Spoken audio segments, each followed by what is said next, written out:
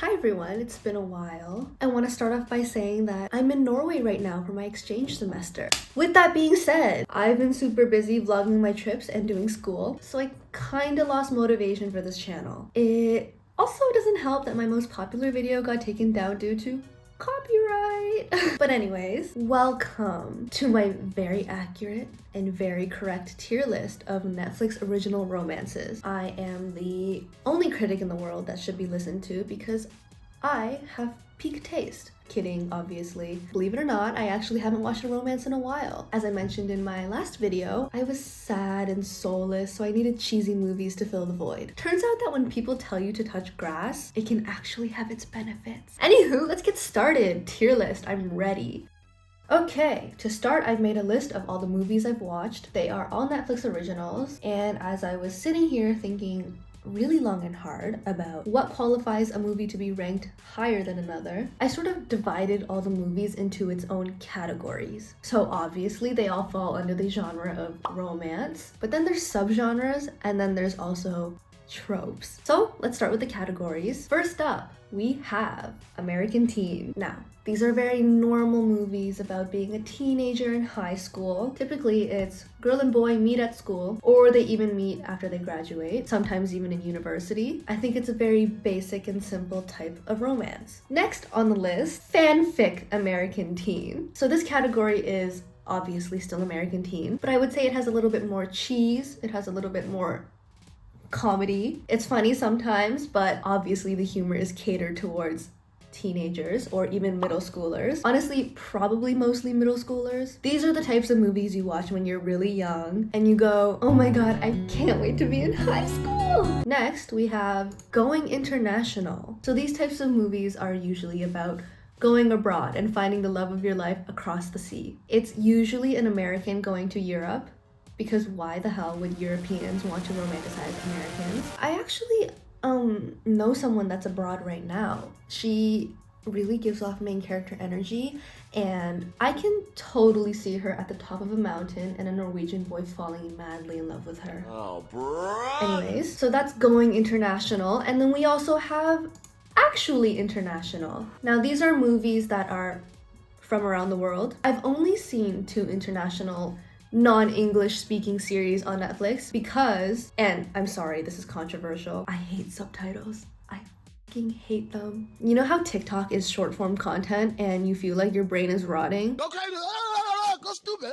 I feel like my brain is rotting when I read subtitles because then I'm not paying attention to the movie itself. Movies are about visuals. I want to see what's happening on the screen. And when I have subtitles on, I'm just reading the subtitles. You ask what color the guy's shirt is, I'm not gonna remember. And don't even say, why not just watch the dubbed version? Absolutely not. Dubbed movies are an entire separate genre of things that I can't stand. Oh my god, got a little heated there. The next category is Christmas! Let me tell you right now, Christmas movies are elite. Hallmark movies, I could do without. But a good Christmas movie, Christmas is the best time of the year. We all know that. And when you add a romance to it, come on. Movies just can't get any better than that. Alright, next. This is the category of Lauren Morano. So she's kind of similar to Noah Centineo in the sense that they just love to mass act in these romance movies. Perfect Date actually has Lauren Morano and Noah Centineo. But I think she deserves her own category just because of how many there are. And then finally we have Miscellaneous. These are the types of movies that I don't exactly know what type of category they fit into. I mean, Love at First Sight is kind of about going international, but that's not really the main emphasis. Look Both Ways is a movie that's unique in its own sense. But yeah, those are the categories. Now I want to discuss the tropes. My personal favorite is enemies to lovers. We'll start with the best. Enemies to lovers. The love interests start off hating each other. They're like this, they fight, they argue, and then it's just so good because it's got so much romantic tension. Your heart is fluttering and you know it's bad for you, but you just can't resist. Oh! Another trope is the love triangle. Love triangle is giving Twilight, it's giving Edward, Bella, and Jacob. In this type of trope, you have the best of both worlds, the good boy and the bad boy. The Sunrise Turned Pretty, Team Conrad, obviously. And this type of trope really gets people talking about which love interest is the best, who do we ship the most. I guess on that topic we also have friends to lovers. You don't have anything but platonic feelings for each other. Until. For me, this type of movie is I very much cannot see my friends in a non-platonic way. Probably doesn't help that I'm into really toxic enemies to lovers stories. They are indeed really probably super toxic. But come on, what's the thrill without some toxicity? Next we have fake relationship. There's actually a lot of movies that fall under this trope. I'm just realizing now that XO Kitty actually gives a little bit of love triangle or square. I don't know. Very complicated series. Should I move it to the love triangle trope? But it's a square. Okay, fake relationship usually implies that the two love interests are dating each other not because they like each other, but because they need something that can be resolved by mutually agreeing to date each other. And then they accidentally fall in love. XO Kitty, on the other hand, has fake relationships, but I don't think it ends up in a romance. You know what? I'm moving it. There we go. Okay, next we have very normal romance. Now, as described, this type of romance is very normal. Nothing wrong with it, but it's typically boy meets girl and they fall in love. Usually I prefer more spice, but I think when it's done right, this type of movie is always Yes! Yes! 2 more left, let's fucking go. Boom, catfish. This is by far the worst trope in the entire world. What are you doing pretending to be someone else? Listen, if I fall in love with someone because they're hot and when I meet them, they do not look like what they're supposed to, I'm just gonna think that number 1, you're insecure, number 2, you're a liar, and number 3, you don't care about the other person that you've affected in this situation. I don't like the catfish trope. Don't be a catfish. Last trope is finding yourself. This is the type of trope that starts off with the main character not really knowing who they are, where they belong in life, and so they usually go on a self-discovery journey. They find themselves, and then they often find themselves a significant other along the way. I'm glad we got all this out of the way. I'm so sorry for yapping. Now we're gonna get into the tier list. Oh, sorry, I had to move my camera a little bit. Okay, let's start off strong with To All the Boys I Loved Before. This movie makes me feel things. It might be because of Lau's I Like Me Better Than You. That song just radiates nostalgia, it radiates romance, it radiates I'm so happy. This story is about a high school girl named Lara Jean who writes 5 love letters to her past crushes that were never meant to be sent out, and when they do, she enters a fake relationship with one of them in order to avoid another. To me, this movie has a great amount of cheese, but it's also very wholesome in the way that it just makes you feel really good. It makes me feel like a kid again. So for that reason, it's going in the A tier. Next, we have Purple Hearts. This movie is also about fake relationships. It starts off with a singer named Cassie who agrees to marry a military soldier for their benefits and to pay off the debts of her medical bills. I've seen a lot of people saying that this movie is very sad and it's really good. But you know, when I watched it, I didn't really have many feelings. I personally feel like this movie was a little bit unrealistic. Not saying that any of these romance movies really are realistic to begin with, but this one is very much like, I guess you could say, fan fiction-y. Because the girl is having financial struggles, she's having life struggles, and then a song of hers goes viral and she starts touring with Florence and the Machine. Are you serious, I feel like brother? usually, like for example, in To All the Boys I Loved Before, they don't like each other, but it's kind of like, but then in Purple Hearts, she was just like, she really hated him through most of the movie. With that being said though, it was still a good movie. Wasn't my favorite, but also it was okay.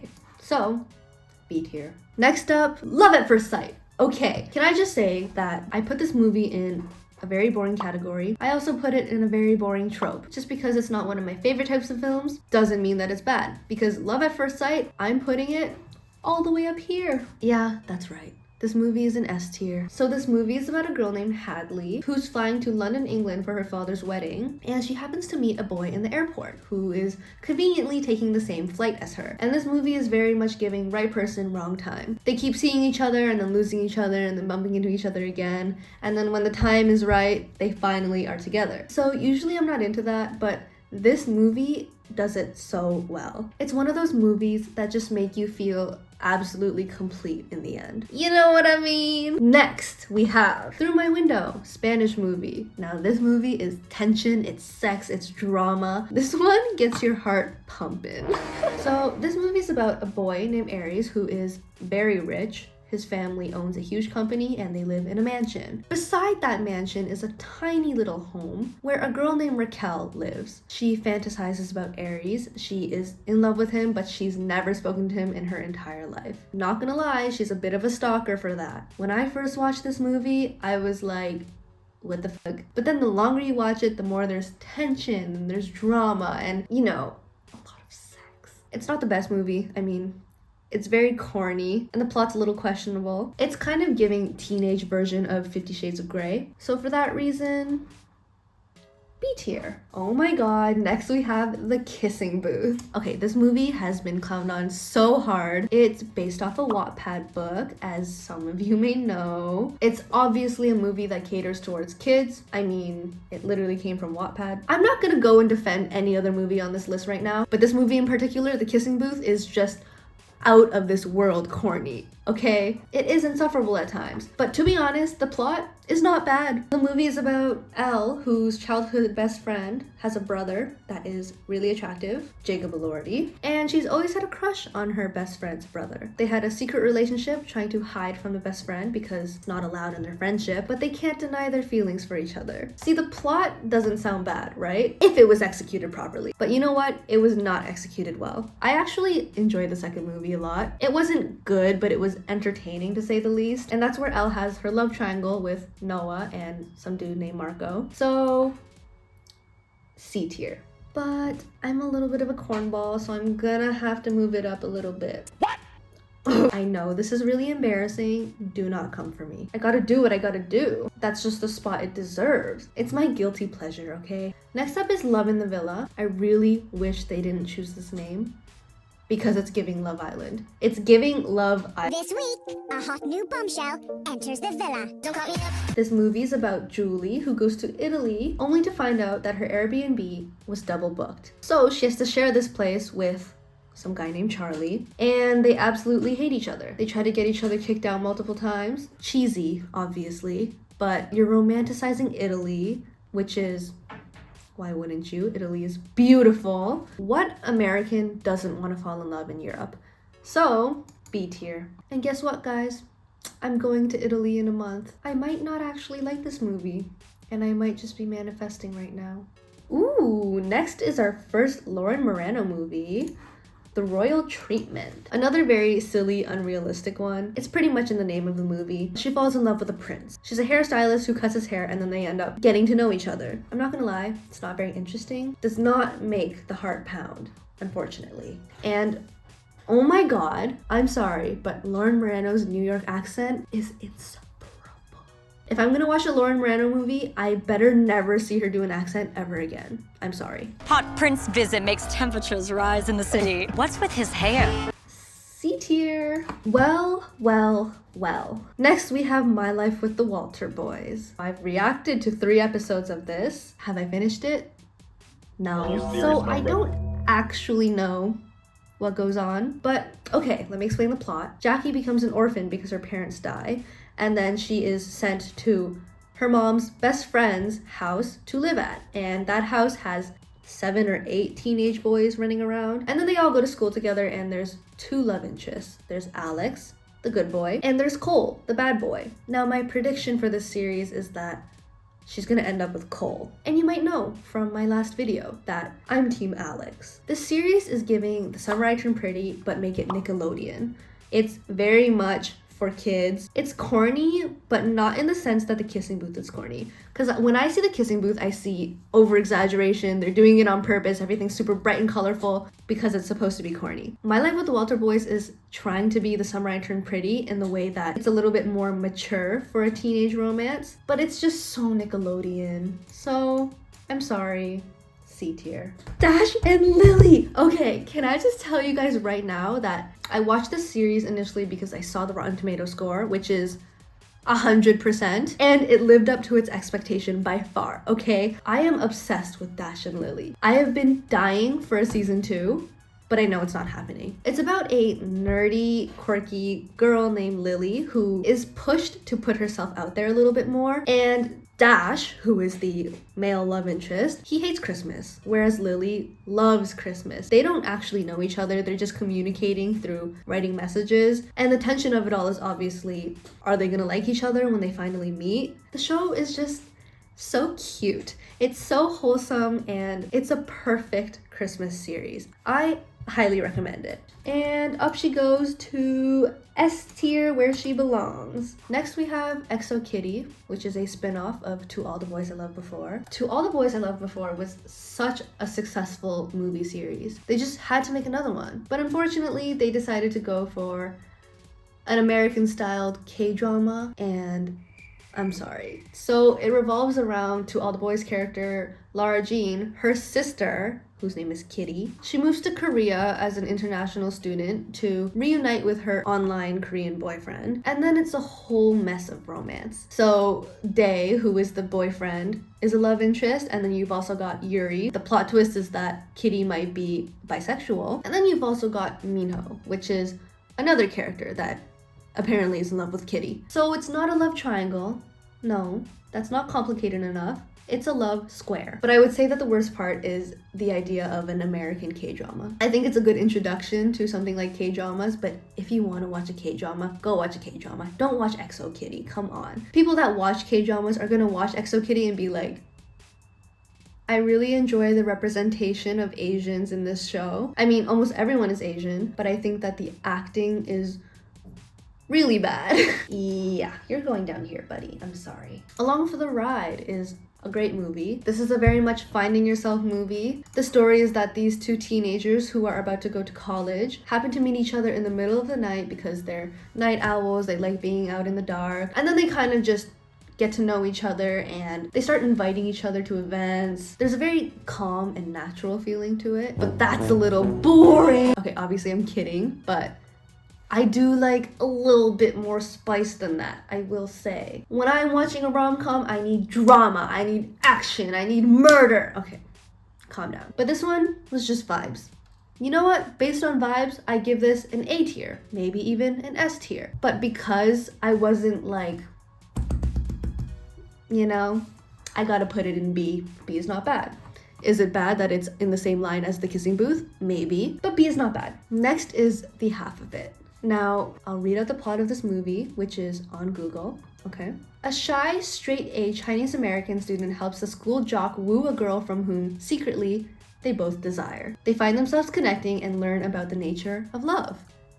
Sounds like a good movie. Now, what they don't tell you is that this straight-A, shy American Chinese girl, she is pretending to be the school jock the whole time, texting this girl and just totally pretending to be someone she's not. Behind the screen, the jock is actually Ellie. Now, the worst part of this movie, aside from all the catfishing, is that at the very end, when they finally reveal that Ellie is actually the person behind the screen, the two girls share a kiss. And then they don't end up together. They're just like, okay, cool, we kissed, but no relationship. We'll see, maybe in the future, not right now. And then it ends like that. What kind of romance movie is that? Thank you very much. You know, aside from the catfishing, which I already don't like, you don't even end up together. And okay, good things about this movie. It wasn't like cornball, corny fanfic, I want to kill myself. It was more just chill, mellow vibes. So I will give it points for that. But I will minus a lot of points for being a catfish movie and for not really having a romance at the end. See,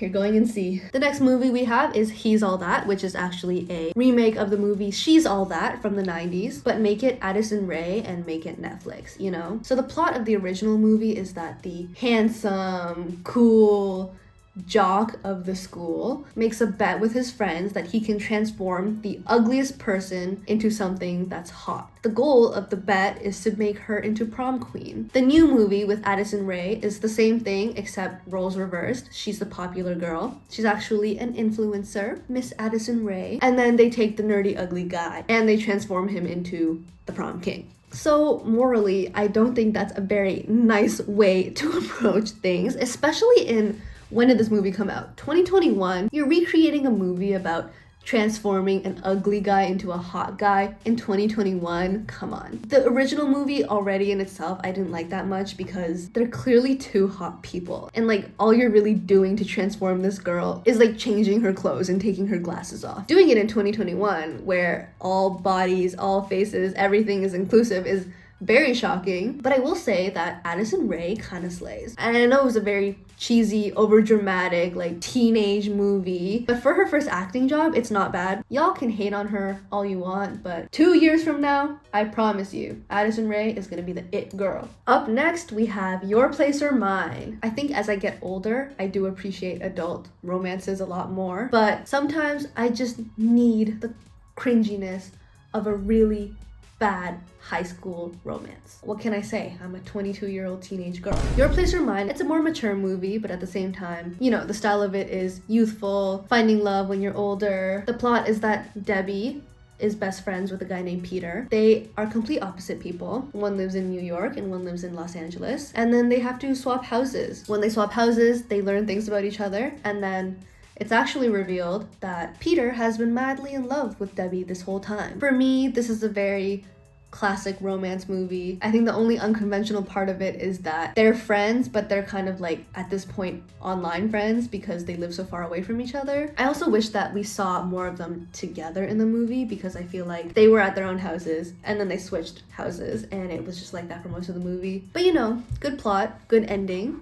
I'll give it a nice B. Okay, Love and Gelato. This one is gonna be controversial. Okay, I know. Love and Gelato is about a girl named Lena. She just graduated high school in America and she's flying to Rome because her mother also went to Rome when she was her age. Oh, and her mom died. So this is her like dying wish for Lena to go and sort of just like find herself. So then she goes to Rome. She has these new experiences. She ends up meeting two guys, good boy, bad boy, and she learns about Italian culture as well as her own heritage. Again, we're romanticizing Italy, I know. Do you know how badly I want to go to Italy and I want to make gelato with someone's grandma? This movie, I feel like it's not just romance. A lot of it is the finding yourself part, and I do appreciate that because it kind of feels like it's more of a Lena learns to love life and move forward without her mother, and then the romance is kind of like, for that reason, it's going in A. Now we have Choose Love, which is Netflix's experimental movie. So if you guys remember, this movie is interactive. There's actually 3 love interests and you get to literally click a button and choose which decision you want to make. In the end, after all the decisions are made, you end up with one partner. You can actually click through the options more than once and have a different ending each time. Conceptually, it's a really interesting way to approach a romance movie. That way, the bad boy defenders and the good boy defenders don't have to fight. You can just choose your own. It's a really good idea, and I tried it. I only did it once. I followed the path of the main character, Cammy, who is a sound engineer, and Rex is her love interest. So the whole movie, I tried to push it towards Rex, and then in the end they ended up together. But the thing is that, yeah, it was a lot of fun, but generally for me the plot was not that great. Now you see, I don't know if it's just because I chose a really bad plot, but in a movie I feel like you always have the tensions and the breakups and the drama, but then for this one it's like you can kind of just choose to not have any of that. I don't even know if there's an option to have a fight, you know? I don't know. I'm gonna put it in B for now. The next movie I have is called Look Both Ways. This movie is starring Lily Reinhart, who plays a girl named Natalie. She just graduates from college and then her life is kind of like split into 2 universes. The movie is interesting because we get to see 2 versions of her life. In one universe, she is a mother at a very young age, right after she graduates from college. And then in another universe, she doesn't have a child. Instead, she moves to Los Angeles and she kickstarts her career. So each of the universes has its own love interest, of course. And then she ends up with Gabe, who is, I don't really remember who he is, but he's the baby daddy. As a movie about life decisions, I would put it higher up. But as a movie about romance, I give it a B. A solid B. Okay, Royal Teen. This is a Norwegian movie, actually. I'm in Norway. It's about a girl who has a very dark past with her other high school, and then she moves to another high school, which actually has a royal prince, and they end up falling in love, and that's about it. It's interesting because the main character Lena, and the love interest, which is the prince. They're not really like main character material. Like if anything, they met, they fell in love, and then the movie kind of just moved on from that because a lot of the focus was on the sister of the prince, so like Princess Margaret. And then I actually watched the second movie, which was fully about the princess. The main characters were in it for like 5 minutes. And I don't know, maybe it's a Norwegian thing to not have like so much drama because, you know, Norwegians are the coolest and nicest people ever. Maybe this is just the perfect romance and I'm brainwashed by the Americans to want a bunch of drama. You know, hashtag toxicity, hashtag bad boy. But yeah, I think this movie was, for me, not that interesting, and I honestly was not kept on my feet at all. So I'll give it a C.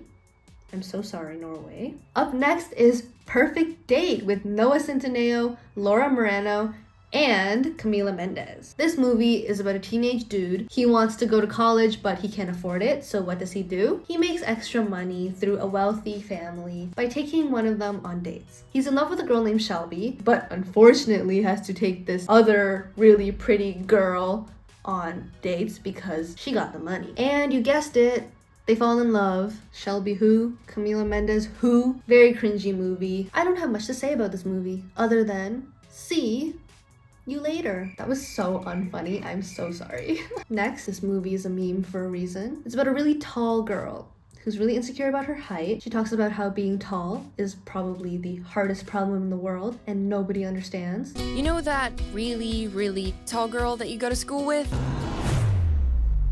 Well, that's me. But then eventually, she finds love. It's a very predictable fan fiction plot. I will say though, I like that they hired Sabrina Carpenter because she's a very small girl. She's very cute. And I guess in terms of the movie making, it really worked making this tall girl look tall. Anyways, next, Love Hard. This is another Christmas movie, which we love Christmas movies, but it's gotta lose some points because it's a catfish movie. We do not like catfishing here, okay? And the plot is pretty much that Natalie gets catfished. She falls in love with a guy on a dating app and then she actually goes to surprise him only to find out that it's a completely different guy. This guy, whose name is Josh, feels so bad that he tries to help her actually get together with the guy he was catfishing as. And then through that bonding experience, they actually end up liking each other. Now, I think that Darren Barnett is really attractive, okay? Jimmy O Yang looks like my brother. If I was talking to a guy that looked like Darren, or even not, if I was just talking to a mediocre guy that had a great personality and I was obsessed with him, sure. If I went to go meet him in person and he looked just like my brother, I'm sorry, I would not take it. I don't know what's with these catfish movies where they realize that they've gotten catfish and they're like, oh my god, I can't believe you just catfished me. But then after a few days, they're just like, you know what, it's fine. I actually am in love with your personality and I don't care about your looks at all. I understand the moral of the story, which is don't judge a book by its cover. Personality matters more than the outside, but if you're out here looking like my brother when I show up at your door, we're absolutely done. And to contradict everything I just said, I'm gonna put this movie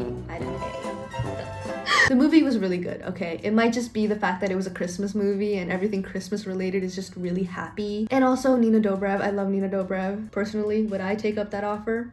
No. But you know what?